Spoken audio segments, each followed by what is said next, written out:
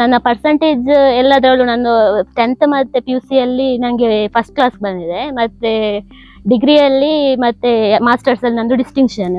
Present ನಾನು 1 year ಆಯ್ತು complete ಆಗಿ. ಆಗಸ್ಟ್ ಅಲ್ಲಿ ನಂದು ಎಜುಕೇಶನ್ ಕಂಪ್ಲೀಟ್ ಆಗಿದ್ದು. ಬಟ್ ನಂಗೆ ಇನ್ನೂ ಜಾಬ್ ಆಪರ್ಚುನಿಟಿ ಸಿಕ್ಕಿಲ್ಲ. ಬಟ್ ನಂಗೆ ಆಗ ಕ್ವಶನ್ ಮಾರ್ಕ್ ಬಂದಿತ್ತು, ಅಲ್ಲ ಎಜುಕೇಶನ್ಗೆ ಮತ್ತೆ ನನ್ನ ಪ್ರಾಬ್ಲಮ್ಗೆ ಎಂತ ಪ್ರಾಬ್ಲಮ್ ಇದೆ.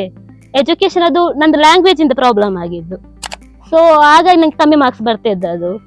ಅದಕ್ಕೋಸ್ಕರ ಎಜುಕೇಶನ್ ಎಲ್ಲಿ ತನಕ ಎಂಡ್ ಅಂತ ಇರುತ್ತೆ, ಸೊ ಅಲ್ಲಿ ತನಕ ಮಾಡ್ಬೇಕು ಅಂತ ಆಗ ಡಿಸಿಷನ್ ತಗೊಂಡು ನಾನು 2 years ಬ್ಯಾಕ್ ಒಂದು ವೀಲ್ ಚೇರ್ಗೆ ಅಪ್ಲೈ ಮಾಡಿದ್ದೇನೆ, ಎಲೆಕ್ಟ್ರಿಕ್. ಟಿಲ್ ನಾವು ನಂಗೆ ರಿಸೀವ್ ಆಗಿಲ್ಲ ಅದು.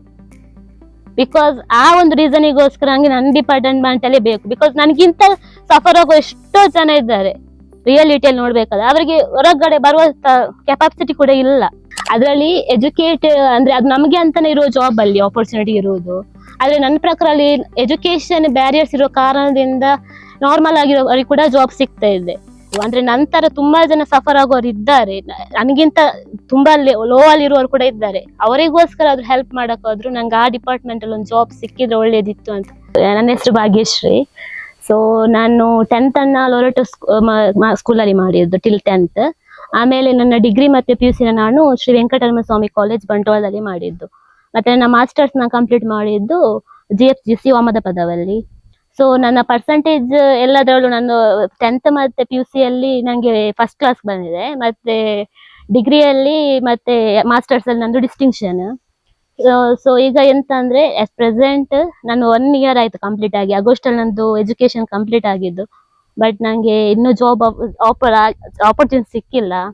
ಅಂಡ್ ನಾನು ಅಷ್ಟು ಯಾವ್ದಕ್ಕೆ ಅಪ್ಲೈ ಮಾಡ್ಲಿಕ್ಕೆ ಹೋಗಿಲ್ಲ, ಬಿಕಾಸ್ ಸೇಲ್ಸ್ ಮತ್ತೆ ಕಸ್ಟಮರ್ಸ್ ಆಗ್ಬಿಟ್ಟು ನಾನು ಅಪ್ಲೈ ಮಾಡ್ಲಿಕ್ಕೆ ಹೋಗಿಲ್ಲ. ಮತ್ತೆ ನಂಗೆ ಅಪ್ ಅಂಡ್ ಡೌನ್ ಮಾಡ್ಲಿಕ್ಕೆ ಕಷ್ಟ ಆಗ್ತದೆ, ಬಿಕಾಸ್ ನಾನು ಡ್ರೈವಿಂಗ್ ಇನ್ನು ಕಲ್ತಿಲ್ಲ, ಇನ್ನು ಕಲಿಬೇಕಷ್ಟೇ. ಏನಾದ್ರು ಮಂಗ್ಳೂರಿಗೆ ಹೋಗಿ ಬರೋದಾದ್ರೂ ಅದು ತುಂಬಾ ಲಾಂಗ್ ಆಗ್ತದೆ ನನಗೆ. ಅಂದ್ರೆ ನಾನು ಅರ್ನ್ ಮಾಡಿದೆಲ್ಲ ಅದಕ್ಕೇನೆ ಇದು ಯೂಸ್ ಮಾಡ್ಬೇಕಾಗ್ತದೆ. ಅದಕ್ಕೋಸ್ಕರ ನಾನು ಮಂಗ್ಳೂರಲ್ಲಿ ಯಾವುದು ಅಪ್ಲೈ ಮಾಡಿಲ್ಲ. ಬಟ್ ಮೈಸೂರಲ್ಲಿ ಮಾಡಿದ್ದೆ 1, 2, 3 ಕಾರ್ಪೊರೇಟ್ ಇದಕ್ಕೆ, ಬಿಕಾಸ್ ನಮ್ಮ ಫ್ಯಾಮಿಲಿ ಇದೆ ಅಲ್ಲಿ. ಸೊ ಅಲ್ಲಿ ಸ್ಟೇ ಆಗ್ಬೋದು ಅನ್ನೋ ರೀಸನ್ ಇಂದ ನಾನು ಮಾಡಿದ್ದು. ಬಿಕಾಸ್ ಎಲ್ಲ ಆಪರ್ಚುನಿಟಿ ಇರುತ್ತೆ ಅಲ್ಲಿ, ಲೈಕ್ ಓಲಾ ಇದೆಲ್ಲ ಉಬರ್ ಎಲ್ಲ ಸಿಗುತ್ತೆ. ಬಟ್ ಇಲ್ಲಿ ಯಾವ ಆತರ ಆಪರ್ಚುನಿಟಿ ಇಲ್ಲಿ ಬರುವುದೇ ಇಲ್ಲ. ನಾವು ಏನಾದ್ರು ಹೋಗ್ಬೇಕಂದ್ರೆ ಬಾಡಿಗೆ ಮಾಡ್ಕೊಂಡೇ ಹೋಗ್ಬೇಕು, ಅದು ತುಂಬಾ ಎಕ್ಸ್ಪೆನ್ಸ್ ಆಗುತ್ತೆ. ಇವನ್ ನಂದು ಮಾಸ್ಟರ್ಸ್ ಕೂಡ ಹಾಗೆ, ಪರ್ ಡೇ ನಾನು 500 ಪೇ ಮಾಡ್ಬಿಟ್ಟು ಹೋಗ್ತಿದ್ದೆ ಅದು ಕಾಲೇಜಿಗೆ ಕಂಪ್ಲೀಟ್ ಮಾಡ್ಬೇಕು ಅನ್ನೋ ಒಂದೇ ಒಂದು ಇಂಟೆನ್ಷನ್ ಇಂದ. ನಾನು 500 ಗಾಡಿಗೆ ಅಂತ 500 ಪೇ ಮಾಡಿ ಹೋದದ್ದು. ಬಟ್ ಮಾಡ್ತಾ ಇದ್ದದ್ದು ಗೌರ್ಮೆಂಟ್ ಅಲ್ಲಿ ಅಲ್ವಾ, ಸೊ ನಮ್ಗೆ ಅದು ಎಲ್ಲ ಒಂದು ಇದು ಇದು ಎಲ್ಲರಿಗೂ ಬರುತ್ತೆ ಸ್ಕಾಲರ್ಶಿಪ್ ಅಂತ. ಅದ್ರಲ್ಲಿ ಫಿಸಿಕಲ್ ಚಾಲೆಂಜ್ ಅಂತ ನಮ್ಗೆ ಒಂದು 18,000 ಸಿಕ್ಕಿತ್ತು. ಅಂದಂಗೆ ಮಾಸ್ಟರ್ ಸಿಕ್ಕಿದ್ದು 2 yearsಗೆ 18,000 ಸಿಕ್ಕಿತ್ತು. ಮತ್ತೆ ಬೇರೆ ಯಾವ ಕಾಲೇಜಿಗೆಲ್ಲ ಹೋಗೋ ನಂಗೆ ಯಾವ ಫೀಸ್ ಕನ್ಸ್ಟ್ರಕ್ಷನ್ ಇರ್ಲಿಲ್ಲ. ನಾವು ಫೀಸ್ ಹೇಗಿದ್ದು ಹಾಗೇನೆ ಪೇ ಮಾಡಿದ್ದು. ನಂಗೆ ಅದ್ರಲ್ಲಿ ಕೂಡ ಯಾವ ರಿಸ್ಟ್ರಿಕ್ಷನ್ ಇಲ್ಲ, ನಂದು ಯಾವ್ದು ಸ್ಟಿಕ್ಕರ್ ಅಂಟಿಸಿಲ್ಲ, ಎಂತ ಇಲ್ಲ. ನಾನೇ ಓದಿ ನಾನೇ ಆಗಿ ಬರ್ದದ್ದು ನಾರ್ಮಲ್ ಆಗಿ. ಅಂಗವಿಕಲರಿಗೆ ಅಂತ ಯಾವ ಗೌರ್ಮೆಂಟ್ ಜಾಬ್ ಅದ್ರ ಬಗ್ಗೆ ಅಪ್ಡೇಟ್ಸ್ ಇಲ್ಲ. ಈಗ ನಾನು ಗೌರ್ಮೆಂಟ್ ಜಾಬ್ ಪ್ರಿಫರ್ ಮಾಡ್ತಾ ಇದ್ದೇನೆ, ಬಿಕಾಸ್ ಫೆಸಿಲಿಟಿ ಸಿಗುತ್ತಲ್ಲ, ಆ ಒಂದು ರೀಸನ್ಗೆ ಅಷ್ಟೇ. ಬೇರೆ ಸಿಕ್ಕಿದ್ರು ಓಕೆ, ಬಟ್ ನಂಗೆ ಮಂಗ್ಳೂರಲ್ಲಿ ಎಂತ ಅಂದ್ರೆ ಮಾಡ್ಲಿಕ್ಕೆ ಸ್ವಲ್ಪ ಕಷ್ಟ. ಅಂದ್ರೆ ಮಂಗ್ಳೂರ್ ನಮ್ಗೆ ಇಲ್ಲಿ ಹತ್ತಿರದಲ್ಲಿ ಯಾವ ಪ್ರೈವೇಟ್ ಸೆಕ್ಟರು ಇಲ್ಲ ಆಕ್ಚುಲ್ ಆಗಿ ಹೇಳ್ಬೇಕಂದ್ರೆ. ಅಪ್ ಅಂಡ್ ಡೌನ್ ಮಾಡೋ ತರನೇ ಇರ್ಬೇಕು ಆಗುತ್ತೆ. ಸೊ ಅದು ಕಷ್ಟ ಆಗುತ್ತೆ ನನಗೆ. ಅಪ್ಪ ಅಂದ್ರೆ ಒಂದು ಚಿಕ್ಕ ಶಾಪ್ ಇದೆ ಇಲ್ಲಿ ಹತ್ತಿರದಲ್ಲಿ, ಮತ್ತೆ ಅಮ್ಮ ಬೀಡಿ ಕಟ್ಟುವುದು ಅಷ್ಟೇ. ಈ ನೆಕ್ಸ್ಟ್ ಲಾಸ್ಟ್ಗೆ ಡಿಸೆಂಬರ್ ಅಲ್ಲಿ ಬರಿಬೇಕಂತ ಇದ್ದೇನೆ.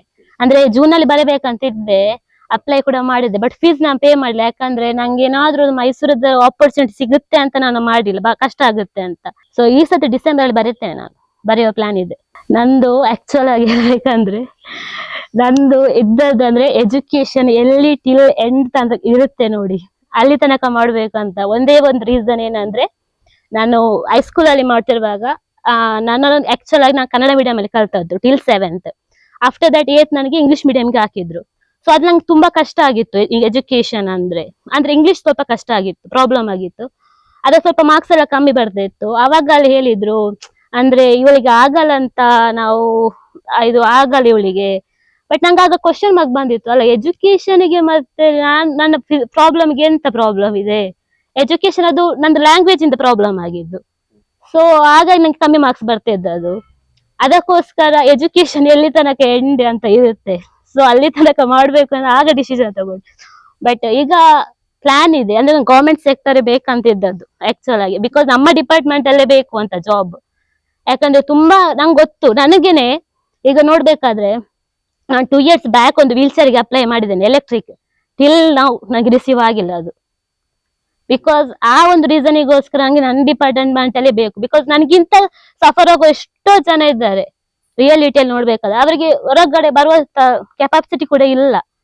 ನಂಗೆ ನನ್ನ ಫ್ಯಾಮಿಲಿ ಸಪೋರ್ಟ್ ಇತ್ತು, ಮತ್ತೆ ಸೊಸೈಟಿನ ತುಂಬಾ ಹೆಲ್ಪ್ ಮಾಡಿದ್ದಾರೆ, ಹಾಗೆ ನಂಗೆ ಮಾಸ್ಟರ್ಸ್ ತನಕ ಮಾಡಕ್ಕಾಯ್ತು. ಬಟ್ ಅದಕ್ಕಿಂತ ಕಷ್ಟಪಡೋರು ತುಂಬಾ ಜನ ಇದ್ದಾರೆ. ಸೊ ಅವರಿಗೋಸ್ಕರ ಆದ್ರೂ ನಂಗೆ ನನ್ನ ಡಿಪಾರ್ಟ್ಮೆಂಟ್ ಅಲ್ಲಿ ಕೆಲಸ ಬೇಕು ಅಂತ ನೋಡ್ತಾ ಇದ್ದೇನೆ.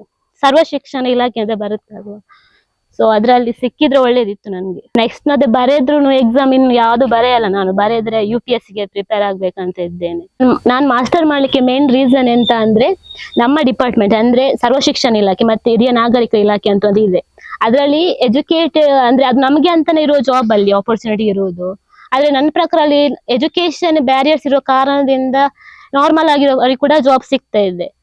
ಸೊ ನಂದೇನಂದ್ರೆ ನಂಗೆ ಅಲ್ಲಿ ಜಾಬ್ ಮಾಡ್ಬೇಕು ಅಂದ್ರೆ, ನಂತರ ತುಂಬಾ ಜನ ಸಫರ್ ಆಗೋರು ಇದ್ದಾರೆ, ನನಗಿಂತ ತುಂಬಾ ಲೋ ಅಲ್ಲಿ ಇರುವವರು ಕೂಡ ಇದ್ದಾರೆ. ಅವರಿಗೋಸ್ಕರ ಆದ್ರೂ ಹೆಲ್ಪ್ ಮಾಡಕ್ಕಾದ್ರೂ ನಂಗೆ ಆ ಡಿಪಾರ್ಟ್ಮೆಂಟ್ ಅಲ್ಲಿ ಒಂದು ಜಾಬ್ ಸಿಕ್ಕಿದ್ರೆ ಒಳ್ಳೇದಿತ್ತು ಅಂತ ನಂದೊಂದು ಅಭಿಪ್ರಾಯ.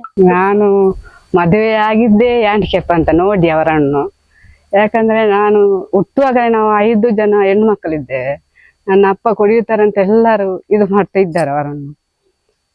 ನಾನು ಹ್ಯಾಂಡಿಕ್ಯಾಪ್ ಆದ್ರೂ ಪರವಾಗಿಲ್ಲ, ನನ್ನನ್ನು ಮದುವೆ ಮಾಡಿ ಕೊಡಿ ಅಂತ ಹೇಳಿ ಅವರನ್ನು ಮದುವೆ ಆಗಿದೆ.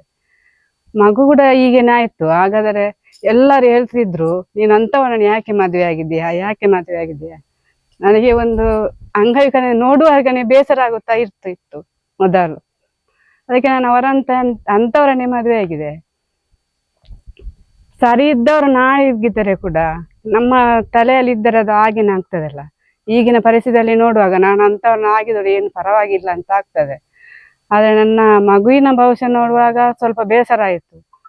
ಎಂತಾದ್ರೂ ಮಾಡಿ ಅವಳನ್ನೊಂದು ವಿದ್ಯಾಭ್ಯಾಸ ತರಬೇಕು, ಎಂತ ಕಷ್ಟ ಇದ್ರು ಯಾರಲ್ಲಿ ಹೇಳುವುದು ಬೇಡ, ನನ್ನ ಕಷ್ಟ ನನಗೆ ಅಂತ ಹೇಳಿಕೊಂಡು ಅವನು ಎತ್ತಿಕೊಂಡು 1ನೇಯಿಂದ ಅಂಗನವಾಡಿಯಿಂದ 10ನೇ ತರಗತಿ ತನಕ ಎತ್ತುಕೊಂಡು ಹೋಗಿದ್ದೇನೆ.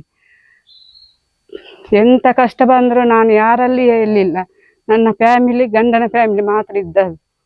10ನೇ ತರಗತಿಯಿಂದ ಎಲ್ಲರ ಸಮಾಜ ಬಂದು ನನ್ನ ಮಗುವಿಗೆ ಹೆಲ್ಪ್ ಮಾಡಿದ್ದು, ತುಂಬ ಹೆಲ್ಪ್ ಆಯಿತು. ಹಾಗಾದರೆ ಅವಳ M.Com ತನಕ ಕರ್ಕೊಂಡು ಹೋಗಿದ್ದೆ ಶಾಲೆಗೆ. ಜಾಬ್ ಒಂದು ಆಗ್ಬೇಕು ಅಂತ ಒಂದು ಆಸೆ ಉಂಟು, ಅದು ಎಲ್ಲಿ ಆಗ್ತದೆ ಏನಂತ ಗೊತ್ತಿಲ್ಲ. ರೆಡಿ ಇದ್ದೆ, ಅವಳಿಗೆ ಒಂದು ಜವಾಬ್ದಾರಿ ಅಂತ ಇರ್ಬೇಕಲ್ಲ ಎಲ್ಲಿದ್ರು. ನನಗೆ ಕಷ್ಟ ಅಂತ ನಾನು ಅದನ್ನು ಹೇಳಿದ್ದೆ, ಯಾರಲ್ಲಿ ಹೇಳಿಲ್ಲ ನನ್ನ ಕಷ್ಟ ಅಂತ. ನಮ್ಮ ಕಾರ್ಯಕ್ರಮಗಳನ್ನ ನೀವು ನೋಡ್ತಾ ಇದ್ರೆ ನಮ್ಮ ಚಾನೆಲ್ ಅನ್ನ ಸಬ್ಸ್ಕ್ರೈಬ್ ಮಾಡಿ, ಪಕ್ಕದ ಬೆಲ್ ಐಕಾನ್ ಒತ್ತಿ ನಮ್ಮನ್ನ ಬೆಂಬಲಿಸಿ. ಹಾಗೆ ನಮ್ಮ ಕಾರ್ಯಕ್ರಮಗಳನ್ನ ಲೈಕ್ ಮಾಡಿ, ಕಮೆಂಟ್ ಮಾಡಿ, ಅದನ್ನ ಬೇರೆಯವರಿಗೂ ವಾಟ್ಸ್ಆಪ್ ಮೂಲಕ ಶೇರ್ ಮಾಡಿ. ನೀವು ಹೀಗೆ ಮಾಡಿದಾಗ ನಮ್ಮ ಚಾನೆಲ್ ಮತ್ತಷ್ಟು ಜನರಿಗೆ ತಲುಪಲು ನೀವು ನಮ್ಮೊಂದಿಗೆ ಸಹಕರಿಸಿದ ಹಾಗಾಗುತ್ತೆ. ಇದು ನೀವು ಯಾವುದೇ ಖರ್ಚಿಲ್ಲದೆ ಕೆಲವೇ